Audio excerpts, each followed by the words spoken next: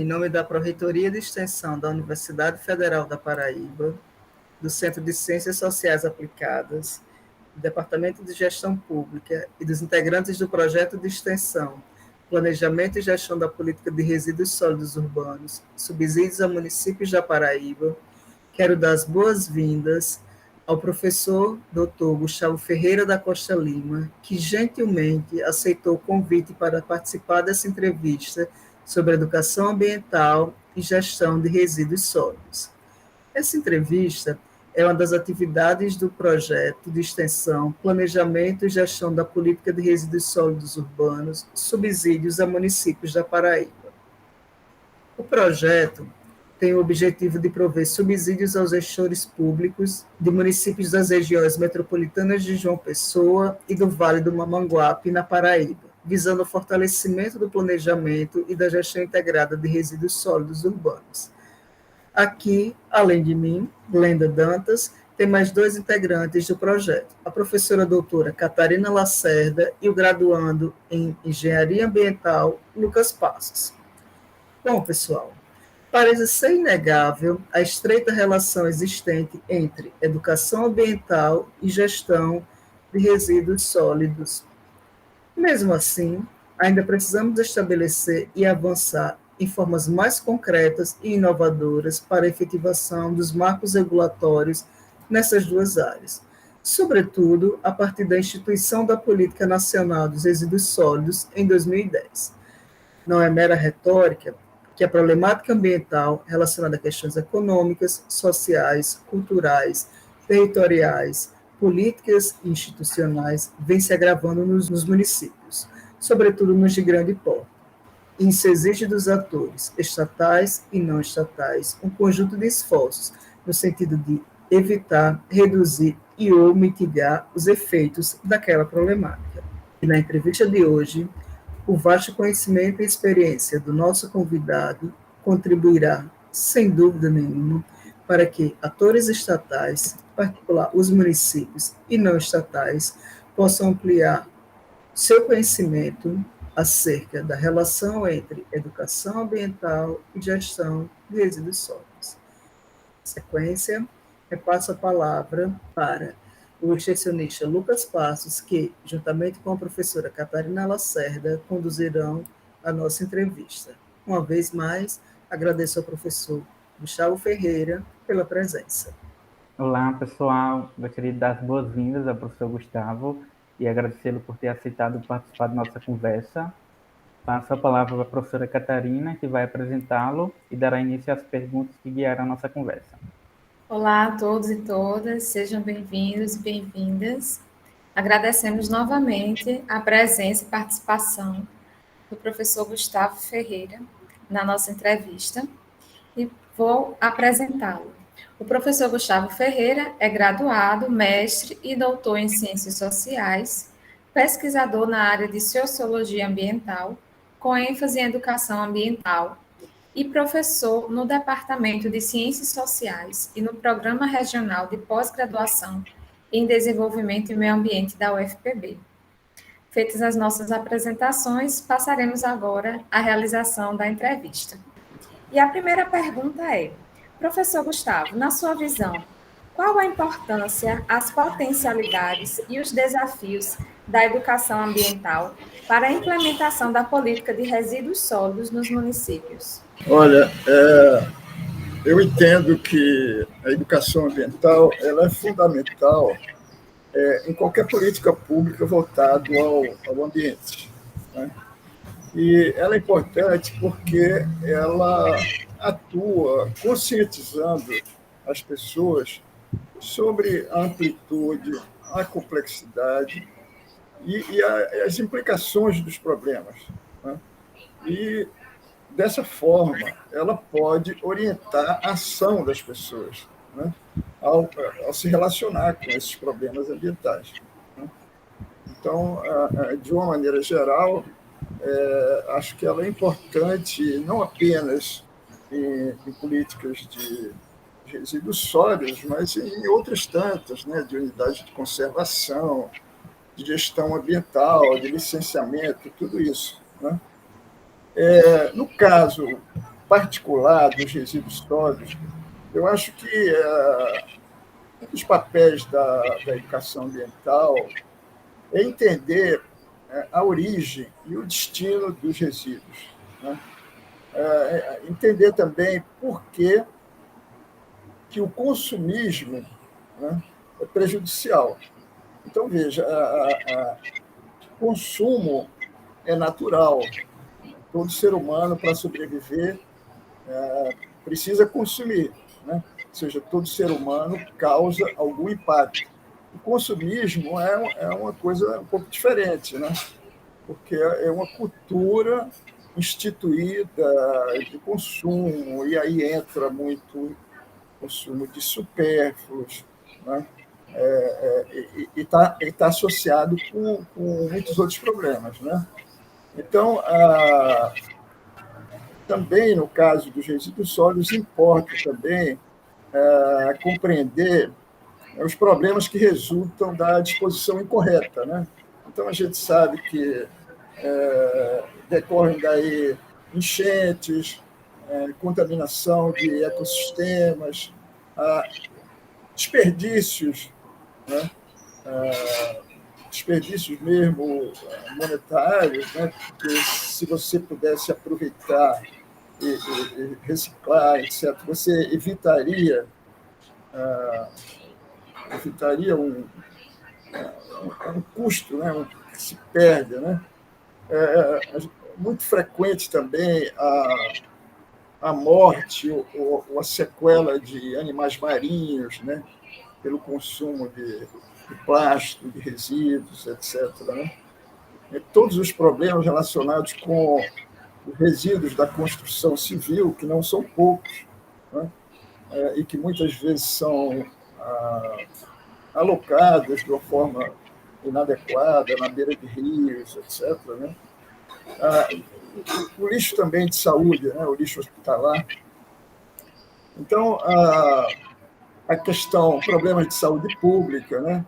E mais recentemente, a gente está vendo aí a questão da ingestão pelos próprios humanos, né, de microplásticos, né?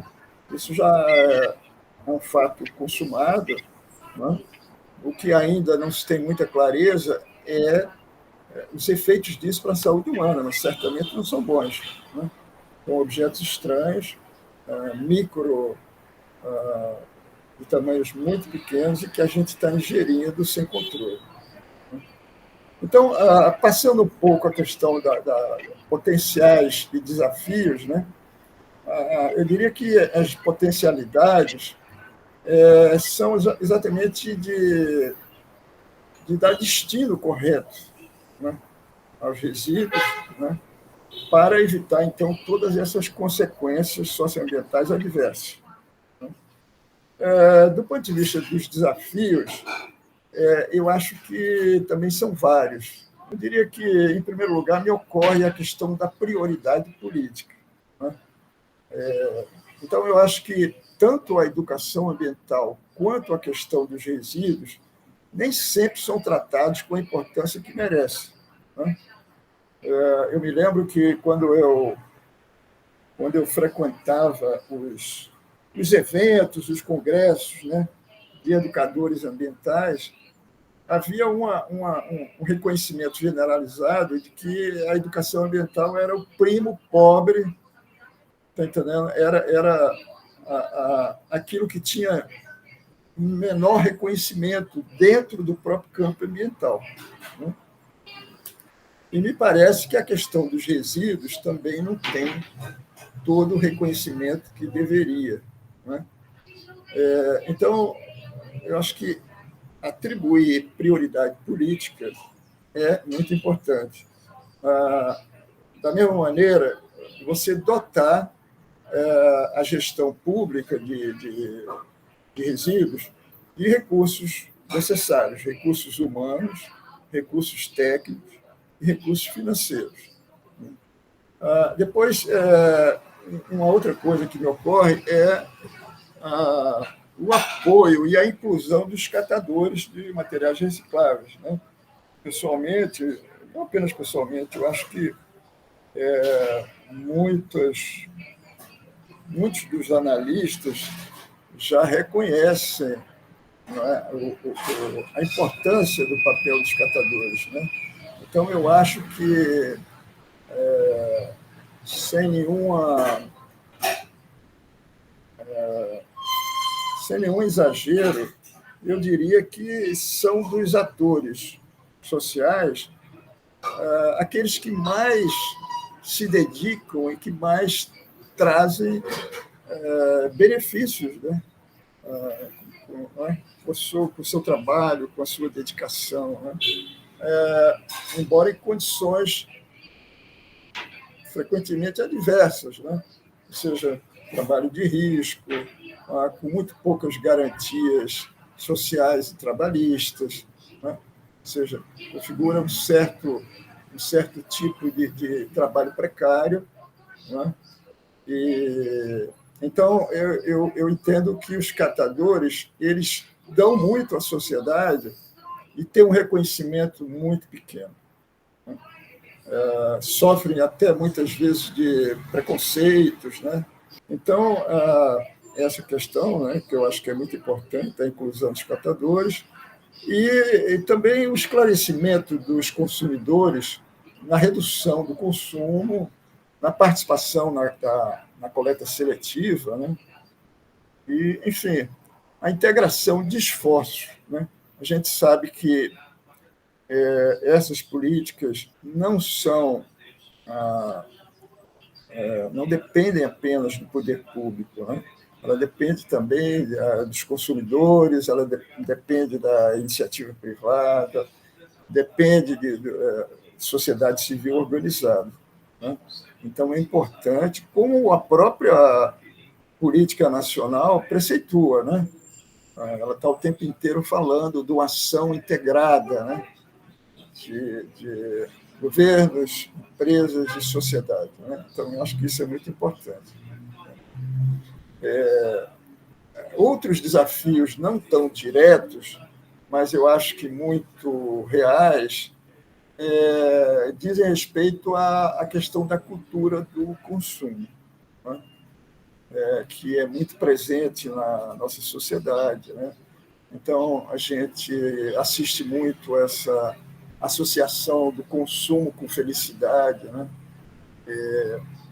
Outro dia eu estava vendo, né, que a Coca-Cola ela começou devagarinho, né? Aí dizia a Coca-Cola primeiro associava com alegria e agora é felicidade mesmo, no sentido extenso, né? Então, acho que esse é um grande equívoco, né? Também o excesso de publicidade, né, na promoção do consumo, né? A questão da obsolescência programada, né, é um problema paradoxal, né, que a gente já deveria ter extinto, né, essa atividade, mas ela se mostra muito importante para a cadeia de produção e de consumo, né? Infelizmente, né? Mas eu acho que esse é um dos problemas que a gente vai ter que seriamente repensar, né, cada vez mais, né? Então, também a questão do não reconhecimento, como eu já falei, dos catadores, e diria que também o combate àquilo que a gente, hoje em dia, e a literatura já vai chamar de uma certa ideologia anti-ecológica, anti-ecologista, né? Que aparece com os lobbies, os grandes lobbies aí, né? Todos eles, né? Do agronegócio, da construção civil e tal, né? E estão vendendo a ideia de que o ambientalismo é contra o progresso, que as leis ambientais e o licenciamento deveriam ser suprimidos ou atenuados, né? Se deve liberar a venda de agrotóxicos e reduzir o espaço de ação dos órgãos de controle e fiscalização, né? Ainda, eu me lembro que, na semana passada, eu estava lendo uma matéria que era uma recomendação que o Ministério da Economia tinha recebido do setor produtivo, né, seja, de um conglomerado de empresários, e sendo pressionado a passar isso para a gestão ambiental pública.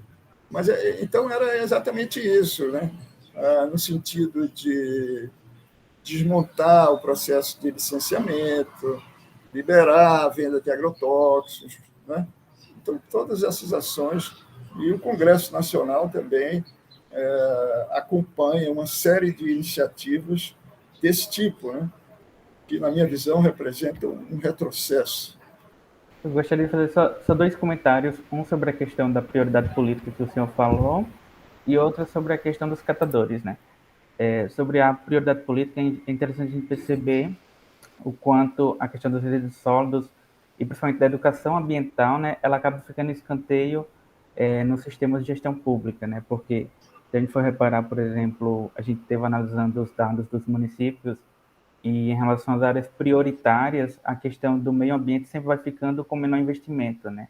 Tanto em valor total quanto mesmo na prática. E isso é um padrão que é utilizado não só a nível municipal, mas é um padrão dos países, digamos, subdesenvolvidos. E sobre a questão dos catadores, eu fiquei pensando no sistema de injustiça ambiental, né? O quanto eles são semelhantes aos povos indígenas, porque se a gente reparar em relação aos problemas ambientais rurais, em relação aos problemas ambientais urbanos, no primeiro grupo, os povos indígenas, eles são, ao mesmo tempo, os que mais fazem pelo meio ambiente para combater os problemas como desmatamento, que é um dos principais nessa parte rural, e os povos que trabalham com reciclagem de resíduos sólidos também no sistema urbano funciona desse sistema, né? Porque ao mesmo tempo que ele o povo que mais faz nessa área, mais tem contribuição direta, é o que é mais nas vulnerabilidades, é mais a escanteio. Eu acho que é uma analogia muito adequada, realmente. E também aí a gente começa a ver, né, no cenário internacional, agora, por exemplo, na recente eleição, né, do parlamento alemão, né, a gente está vendo o crescimento, não apenas na Alemanha, mas na Europa, que é um pouquinho mais, que pensa um pouco mais avançada, né, a preocupação crescente, né, com o processo de mudança climática e com os temas ambientais. Aí a gente vai ver que o Brasil está na contramão de tudo isso, né? Porque enquanto esses países estão dotando mais recursos, atribuindo maiores prioridades, o Brasil está andando para trás, né? A gente assiste a todo instante a um desmonte dos órgãos de fiscalização e controle, né? Do IBAMA, do Ministério do Meio Ambiente, a própria o órgão gestor da política de educação ambiental, da PNEA também, que foi desmontada. Tem uma série de desmontes que a gente tem assistido, né? Realmente, são assuntos de bastante repercussão e que merecem nossa reflexão. E nesse sentido, professor Gustavo, pensando principalmente na questão dos desafios, como bem apontou, os desafios relativos à prioridade da educação ambiental junto às políticas públicas e todos os outros desafios que foram aqui levantados, nós gostaríamos de perguntar de forma prática o que não poderia faltar na implementação de uma política pública de educação ambiental voltada a uma adequada gestão de resíduos sólidos nos municípios. Então, vocês me perdoem, mas em alguns momentos eu vou ter que ser um pouco repetitivo, né? E, em primeiro lugar, essa questão da prioridade política. Porque a gente sabe que, dentro da gestão pública, a gestão ambiental tem um dos piores níveis de prioridade de todos os pontos de vista, do ponto de vista da dotação orçamentária, do reconhecimento político e tudo. Você não consegue fazer nada se você não tem recursos humanos, recursos técnicos e recursos financeiros, né? Então, claro que compromisso também, né, daqueles que estão engajados, que possam, de fato, operar e buscar os objetivos. Então, associado com isso, eu diria que a questão da capacitação é muito importante, né? tanto para os agentes educadores, né? No caso dos resíduos sólidos, a gente pode pensar numa educação tanto formal, no âmbito das escolas, como também informal, em relação a servidores públicos, aos próprios catadores, né? Ou seja, então, a capacitação para aqueles que estão envolvidos com a educação, em resíduos sólidos e demais envolvidos na gestão.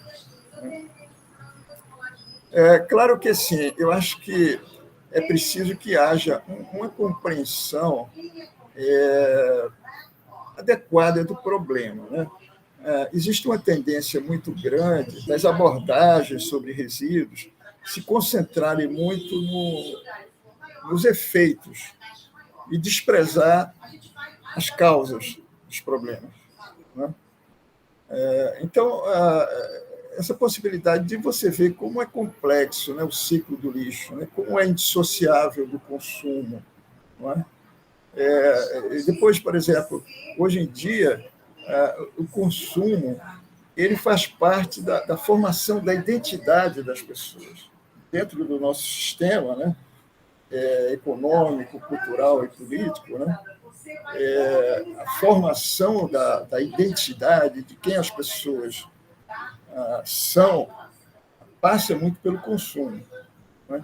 Então, eu acho que é importante que a gente entenda como os resíduos estão ligados com cultura, como os resíduos estão ligados com economia, como estão ligados com problemas sociais, com política também, né? Ou seja, a gente tem essa visão de sustentabilidade, poderia chamar assim, multidimensional, né? Ou seja, não apenas a sustentabilidade ambiental, que parece ser a mais evidente, mas de como isso rebate nas outras dimensões da vida. E também essa questão da ação integrada, né, entre educadores e demais agentes institucionais, né, e também entre os agentes públicos, privados e sociedade civil, né? Essa questão da integração institucional, a gente costuma ver também nas próprias políticas ambientais que nem sempre há uma coordenação, um diálogo, vamos dizer assim, entre, vamos dizer, só para dar um exemplo, né, o Ministério do Meio Ambiente nem sempre sabe o que o Ministério dos Transportes está fazendo, como não sabe o que a infraestrutura, o que o turismo, né? Então, seria muito importante que houvesse esse diálogo institucional, né? Para que possa haver cooperação entre as ações, evitar duplicidade, evitar desperdício de recursos, então, tudo isso, né? Então, essa questão da ação integrada, seja entre agentes institucionais, seja entre setores da sociedade, né? Por último, eu coloquei aqui exatamente a gente sair um pouco dessa abordagem que muitas vezes tem uma tendência técnica, né? Então, tudo bem, a gente sabe que a gestão do lixo ela supõe problemas técnicos, né? Então, você tem que ter o aterro sanitário, você tem que ter o caminhão mais adequado, você tem que ter a logística reversa, etc., etc., né? Então, inegavelmente um problema técnico. Mas isso não quer dizer que a gente tenha um olhar técnico em detrimento dos outros aspectos culturais e políticos que também estão envolvidos no problema, né? Então, eu fico pensando, né, por que até hoje a gente ainda precisa e usa tanto dos métodos da obsolescência programada, né? Por que a gente precisa de tanta publicidade, né, se já todo mundo consome de uma maneira exacerbada, né? A gente é bombardeado diariamente, né? Por que o lixo orgânico normalmente não é aproveitado? Quando a gente vai ver a estatística, do lixo urbano. Claro que tem variações, né, porque tem cidades que são mais industrializadas, tem um consumo...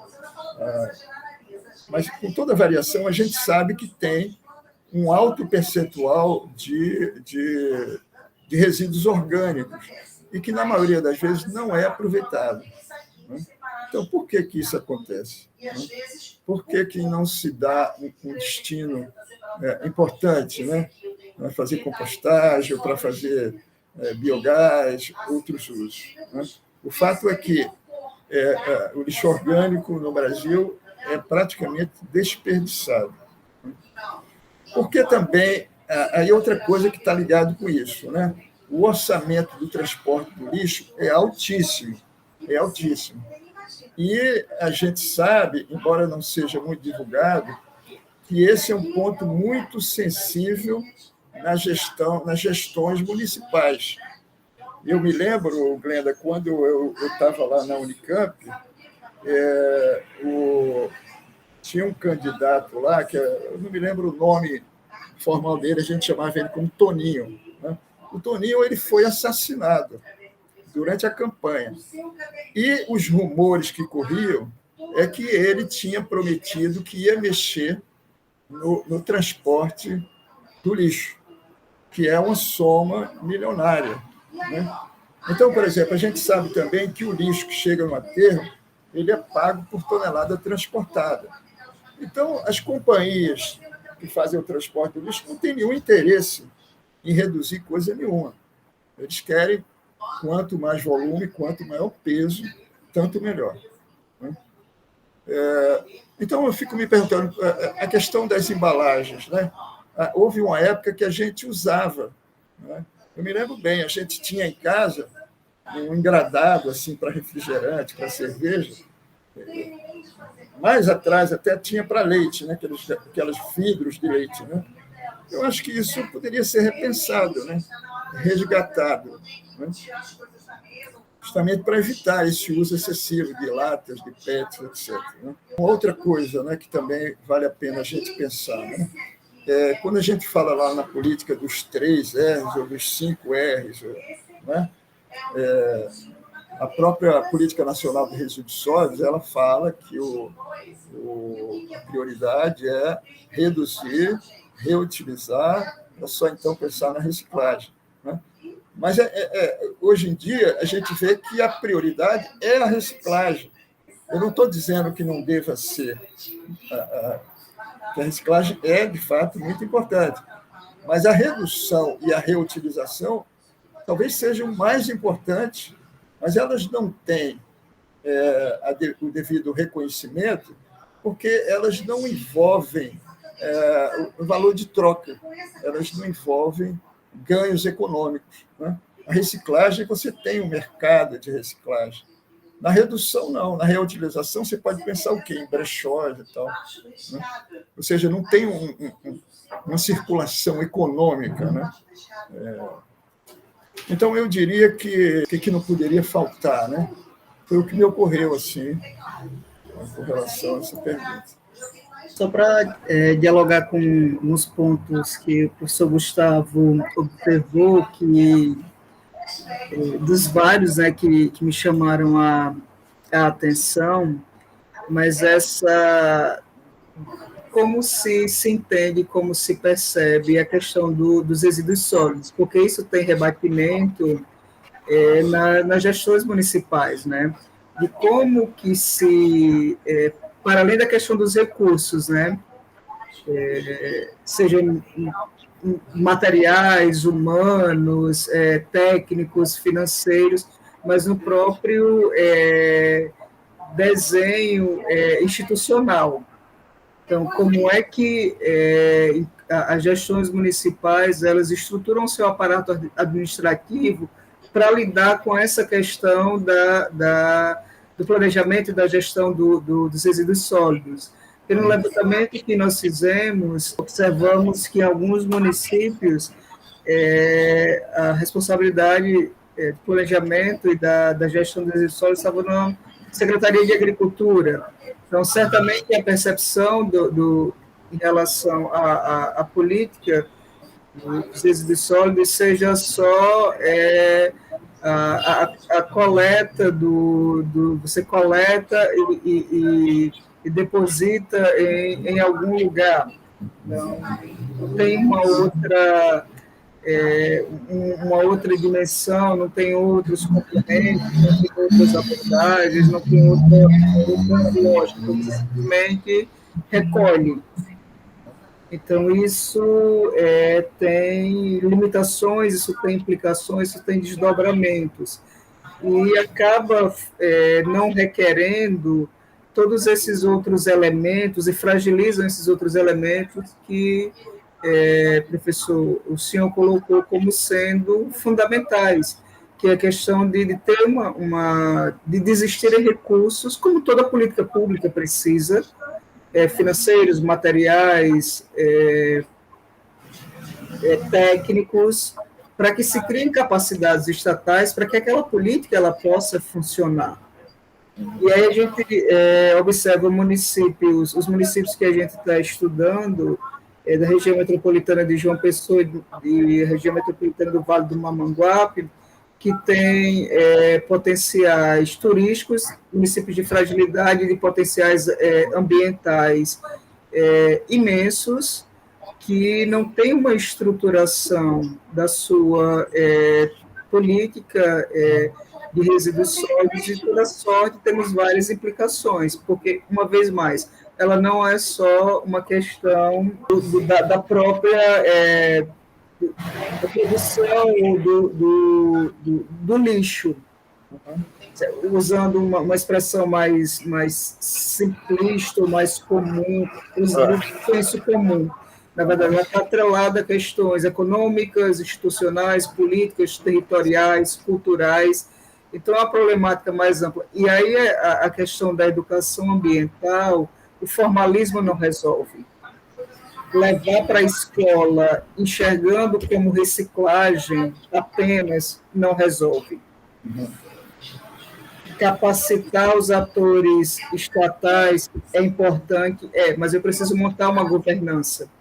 Eu preciso envolver os estatais e os atores não estatais nesse processo, para que eu consiga ter uma arquitetura maior, condições de governança. Mas eu preciso ter um movimento de compreensão de tudo isso, para além da coleta, para além da poda, para além de aspectos que estão mais no campo, uma vez mais, do senso comum.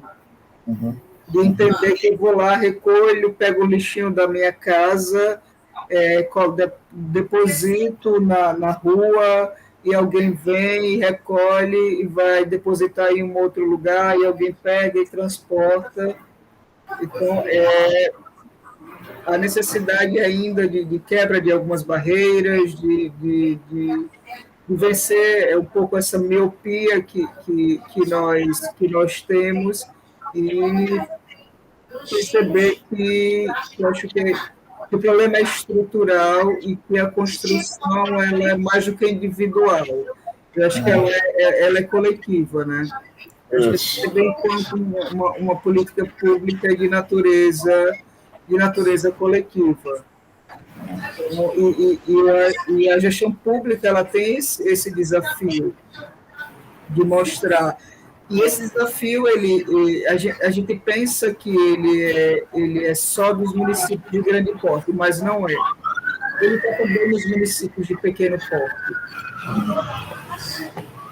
Eles devem repetir.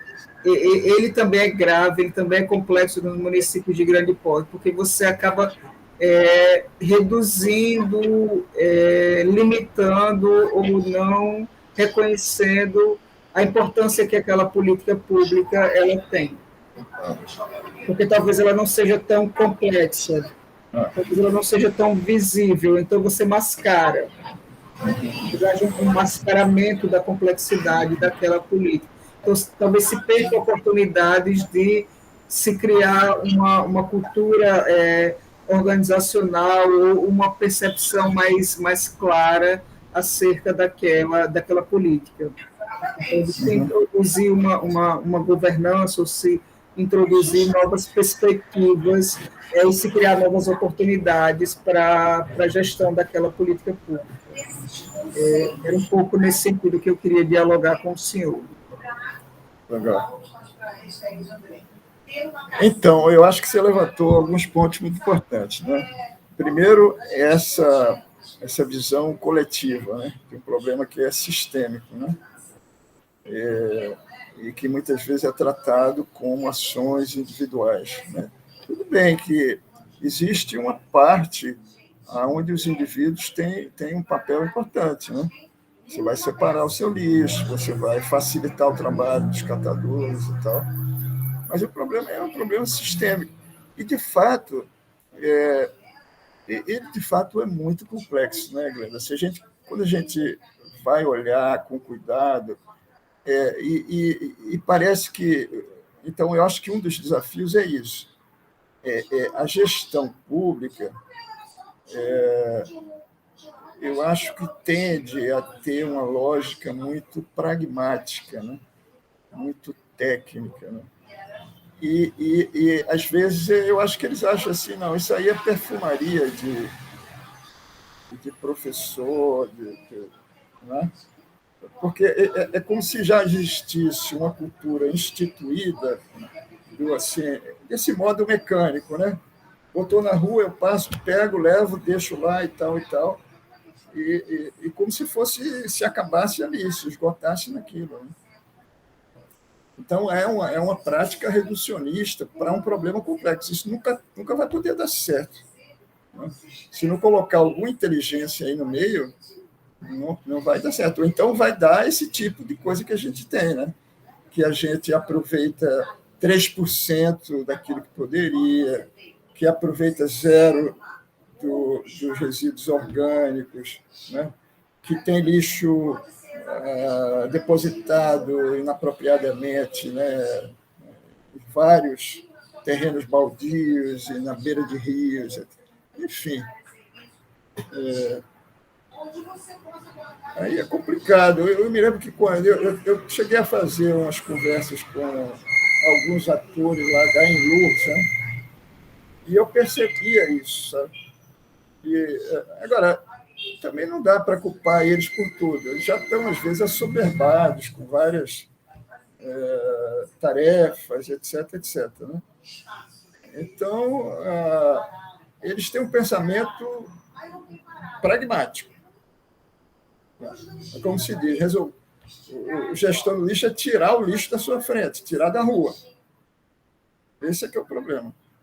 O resto, eles acham que sei lá, se é luxo, se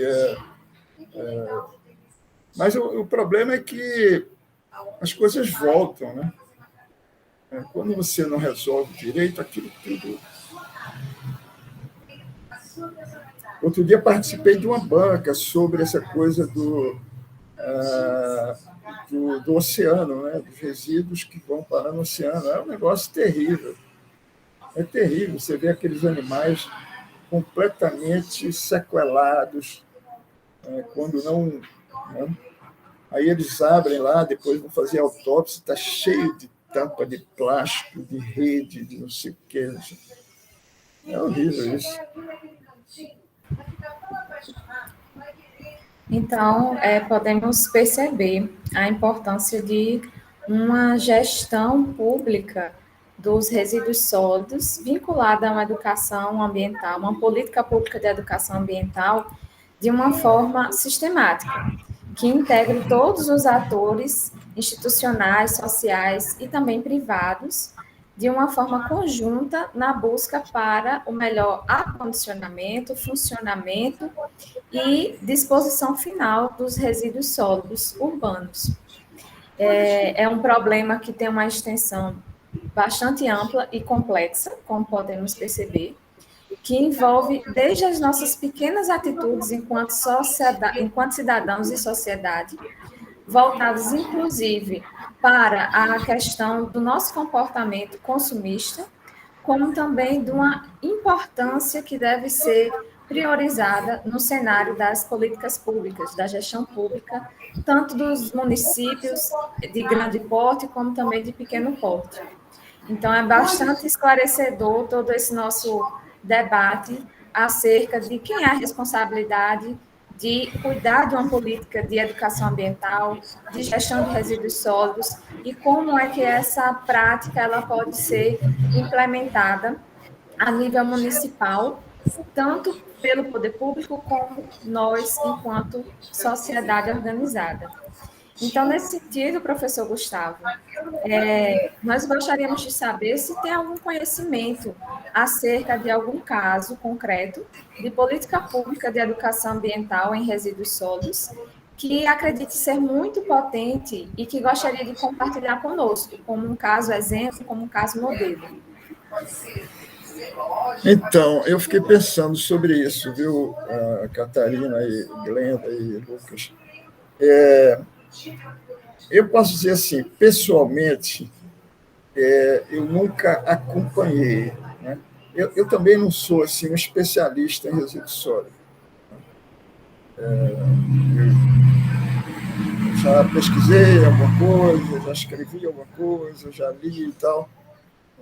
Então, eu não tenho assim um programa e um projeto que eu tenha acompanhado por dentro, né? Mas sei que a literatura está cheia de exemplos. Tem algumas experiências em alguns municípios. Belo Horizonte, em algum momento, já fez experiências inovadoras, né? Eu tenho até aqui algumas referências, depois, se vocês quiserem. Lá em Curitiba, Londrina, eu acho que a Prefeitura de Santos também. Eu não gostaria também de ser injusto, porque eu não conheço todas, e está destacando algumas e esquecendo outras. Mas eu sei que tem esforços bem-sucedidos na própria experiência brasileira, né? Não precisa nem sair do Brasil. E, claro, na experiência internacional também, né? Cidade de São Francisco, tem várias experiências exitosas. Assim, né? Às vezes eu acho um pouco utópico você pensar em... Porque muitas vezes o pessoal fala no lixo zero, né? Tem até um livrinho lá do Ricardo Abramovay, né? Que o título é esse, né? Eu até recomendo, é um livro muito bom. E está na internet. Mas eu não sei se isso é possível. Porque a própria reciclagem, ela também tem limites. Né? Você, por exemplo, quando recicla papel, aí você vai reciclar 1, 2, 3, 4, 5 vezes. Depois, o próprio material ele vai se decompondo, você não tem mais como. Né? E depois você tem que pensar também que a reciclagem também não é um poço de virtudes, ela também consome muita água, consome energia. Né? Então, eu acho que não dá para a gente apostar todas as fichas em reciclagem. Né? Acho que é uma política importante, né? Mas a gente tem que pensar em outras, né? Em reutilizar, a gente tem que pensar em reduzir. Né? Agora, veja, reduzir e reutilizar vai contra o modo de consumo, o modo consumista. Né? Então, ninguém fala nisso, porque não gera dinheiro. Né? Não tem dinheiro envolvido, não tem mercado. Mas certamente que tem muita experiência interessante, tanto do ponto de vista de gestão, quanto do ponto de vista de coleta seletiva. Há prefeituras, por exemplo, que trocam o lixo coletado por descontos na conta de energia, às vezes por alimentos, às vezes por... tem iniciativas já da coisa da redução do saco plástico, né, de embalagens retornáveis. de organização de cooperativas, né? O IPEA tem os materiais muito, muito bons, né? Sobre gestão, sobre catadores, sobre... eu me lembro que uma época eu precisei para escrever, então eu me deparei com esses materiais de muita qualidade. Mas uma boa busca na própria internet, vocês vão encontrar experiências muito bem-sucedidas e que podem ser replicadas. Também de aproveitamento da compostagem, existe muito. Eu ia falar justamente sobre esse ponto da compostagem, sobre um exemplo que eu vi recentemente, que foi do município de Goiânia, em que foi criada uma lei de que 100% do resíduo orgânico deveria ser reciclado, né? Deveria ir para a compostagem. E é tão interessante porque os resíduos orgânicos tanto têm a preocupação de que é muito pouco valorizado, como tem a preocupação de que prejudica muito os aterros, atrapalha a gestão como um todo. E é muito interessante esse caso porque resolve muitos problemas de uma vez, né? É um negócio interessante. É porque tem Goiânia de Goiás e Goiânia de Pernambuco, né? Goiânia de Goiás mesmo, que eu tenho visto. De fato, nós temos algumas ações que são propostas por municípios que conduzem a uma efetiva política pública de educação ambiental e de gestão de resíduos sólidos. E a busca, realmente, como o professor Gustavo indicou, de exemplos podem ser esclarecedores, tanto para nós que estamos estudando, aprofundando os conhecimentos a respeito desse tema, quanto para os próprios municípios em busca de efetivar ações nesse sentido. Então, agora eu passo a palavra para o Lucas, que gostaria de fazer uma pergunta também ao professor Gustavo.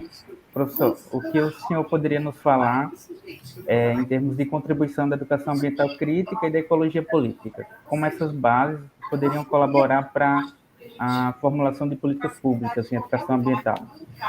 Tanto a educação ambiental crítica quanto a ecologia política, eu acho que elas vão ressaltar essas dimensões aí históricas, sociopolíticas e culturais dos problemas ambientais, né? Então, elas estão buscando um olhar complexo, interdisciplinar dos problemas, a inserção de uma abordagem ética, pública e política dos problemas, né? Como a gente falava há pouco, a gente pode olhar o problema pela ótica do indivíduo e das ações individuais, e a gente pode olhar, como o Glenda bem lembrou, por uma perspectiva coletiva, pública, né? E que aí envolve política no sentido de que política é o gerenciamento de recursos, de prioridades, né? E também coisa de pensar a causa dos problemas, a origem, né? Então, eu acho que das duas abordagens, da educação ambiental crítica quanto da ecologia política, elas vão introduzir esse debate sobre injustiças socioambientais, sobre cidadania, participação social, né? Então, eu diria que a educação ambiental crítica ela faz um contraponto a essa abordagem muito comum, que é uma abordagem mais comportamental, né? Ou seja, que acredita que os problemas ambientais podem ser resolvidos pela mudança do comportamento dos indivíduos no âmbito da esfera privada, né? Que é uma abordagem, muitas vezes, também tecnicista, né? Então, diante dos problemas, vai pensar em alguma tecnologia, né? Que muitas vezes são úteis e tal, mas eu acho que ainda que necessárias, eu acho que não são suficientes para responder a essa complexidade.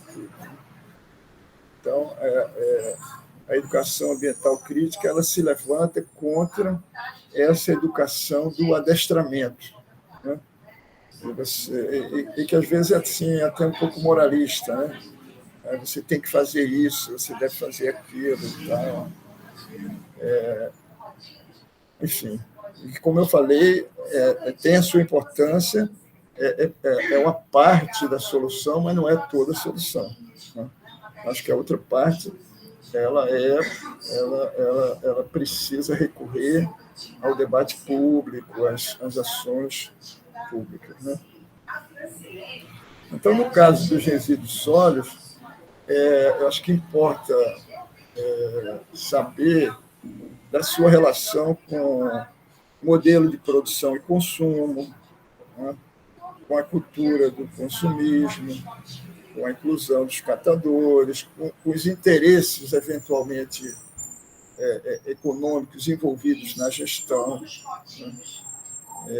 E com a compreensão de que o problema dos resíduos sólidos, ainda que inclua os indivíduos, ele vai além das ações individuais. Tem uma outra coisa que eu ainda não falei, que eu acho que também poderia entrar naquilo que não pode faltar, né? A pergunta segunda, né? Que poderia faltar. Eu acho que as campanhas de comunicação, né, são muito importantes, né? E, inclusive, aí, com a possibilidade de usar da criatividade, de usar dos elementos artísticos, né? Eu acho que é um campo aí grande para se explorar, né? Sei lá, o desenho, o desenho animado, o teatro, a música, né? Podem ser formas amigáveis de fazer as pessoas se aproximarem. A gente já assistiu algumas campanhas, né? E eu acho que elas chegam de uma maneira assim, lúdica, né? Mas de alguma maneira motivam as pessoas, em especial as crianças, né? E é interessante essa questão das campanhas, né? Porque a gente vê, por exemplo, na embalagem do cigarro, que vem falando os malefícios que tem para a saúde, mas a gente não vê em todas as embalagens, por exemplo, os malefícios que tem para o meio ambiente, né? Então, eu acho que isso até é outra coisa que pode ser explorado também, já no consumo. Agora, aproveitando um pouco sobre o que o senhor já falou, sobre o que não poderia faltar, né? De forma geral, quais recomendações o senhor deixaria para os gestores públicos, especificamente, no sentido de fortalecer as ações de educação ambiental nos municípios? Bom, aqui, inevitavelmente, a gente vai incorrer em algumas repetições, né? Mas, então, entender o problema como um sistema integrado, né? E não como alguma coisa fragmentada. Eu acho que isso é muito importante, né? Procurar estimular essa ação integrada, né? Por exemplo, no caso de João Pessoa, né? Então, seria importante que a Enlu conversasse com a Secretaria de Meio Ambiente, com a Secretaria de Infraestrutura, com a Secretaria de Comunicação, né? Essa ação integrada é muito importante, né? Não é à toa que ela é parte lá da política, né, nacional. Então, também isso, né, de educar o público a cooperar com o processo, né, separar o lixo. Os catadores reclamam muito, né, que muitas vezes o lixo chega sujo, né, as embalagens se tornam inaproveitáveis, né, e que as pessoas também não separam, né, o orgânico do industrial, né. Essa questão da valorização, né, dos catadores, novamente, né, a sua organização em cooperativas e tal, né. A Prefeitura de João Pessoa tem um arranjo com os catadores, né, que, de alguma maneira, a gente não pode dizer que não é bem-vindo, é bem-vindo, né? O que eles fazem? Eles alugam um espaço para as cooperativas se organizarem por ali. Em geral, eles conseguem a prensa, eles conseguem os carrinhos, né? Agora, a remuneração deles é aquilo que eles conseguem separar, conseguem coletar. Pode dizer, é um arranjo necessário, que tem a sua importância, mas eu acho que ainda deixa muito a desejar, né? Quando a gente vai ver a renda, lá na própria página da Enlu tem um estudo lá, fala sobre isso. Aí você vai ver a renda é muito baixa, o acesso à aposentadoria é muito baixo. Existe ainda, eu acho que isso poderia ser bastante melhorado. Tem um estudo lá do IPEA que sugere a própria contratação. Eu até salvei aqui. É uma citação aqui de 2 pesquisadores, né? É um estudo do IPEA de 2016. Ele diz, olha, os municípios que investiram nesse processo de contratação têm conseguido obter um avanço significativo no total coletado e reciclado, além de aumentar de forma contundente a renda do catador. E depois ele diz, isso porque, caso não houvesse esse serviço, ou seja, da catação, né, todo o material coletado e reciclado pelas cooperativas seria destinado aos aterros ou aos lixões. Por qualquer estatística que se apure, seja considerando o custo do transporte, transbordo e aterramento, seja considerando apenas o de transporte para o lixão, o custo total da tonelada coletada pelas cooperativas, por meio da coleta seletiva, tem se mostrado mais baixo do que o aterramento ou transporte ao lixão. Ou seja, além do ganho ambiental mais evidente, há o ganho financeiro, na medida que os contratos com as cooperativas têm custado menos ao poder público do que se gasta no serviço de coleta de resíduos sólidos tradicional por meio de grandes empresas.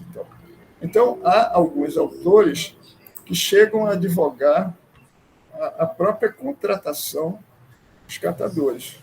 Aqui, em João Pessoa, eu fui entrevistar uma pessoa sobre isso, ela foi totalmente contrária e tal, mas é um debate que em aberto, sabe? Tem posições favoráveis e contrárias. Sim, com certeza, super concordo, e foram ótimas contribuições. Mais uma vez, agradecemos muito, professor Gustavo. Com certeza, o senhor trouxe excelentes pontuações que a gente vai ficar refletindo, e espero que nosso público-alvo também reflita bastante e aprenda alguma coisa que possa colocar em suas práticas. E agora eu passo a palavra para as professoras Catarina e Glenda para que a gente possa se despedir e finalizar. Muito obrigado. Agradeço mais uma vez, professor Gustavo, pela sua participação. Foram esclarecedores os seus ensinamentos hoje aqui na nossa entrevista. Como o Lucas ressaltou, foi importante tanto para nosso próprio aprendizado, e espero que o público que nos assista também aproveite esses esclarecimentos. Muito obrigada.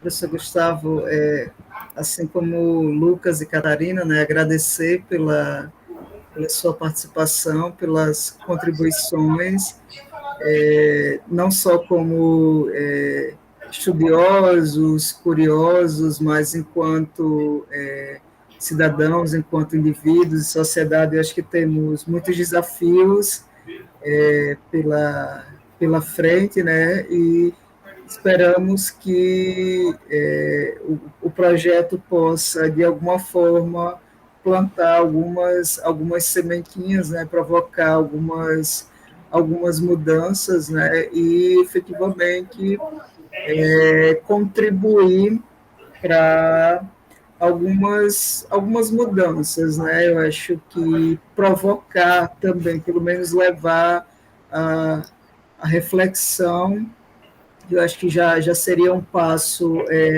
importante, né, de entender a relevância da política, né, entender como ela dialoga com outras, né, a importância de ser vista como algo sistêmico, né, como algo estrutural, que deve ser pensado de maneira holística, né? Então, que tem múltiplas dimensões, questão econômica, social, cultural, territorial, política, institucional, e por ter essas várias dimensões, é assim que ela precisa ser tratada, né? Precisa ser olhada. Então, existem desafios, mas também existem oportunidades, né? Tem uma vasta literatura, tem experiências aí para serem olhadas, para serem analisadas, e tem pessoas com conhecimento, com expertise para contribuir, para auxiliar nesse processo. Tem municípios que já avançaram na sua política, outros não. Então, pode haver compartilhamento de experiências, troca de saberes. Então, é um pouco desse esforço que a gente quer fazer no âmbito do projeto, né? Trazer pessoas, trocar experiências, escutar os municípios também, de maneira que um possa compartilhar com o outro, né? Então, ter esse aprendizado contínuo.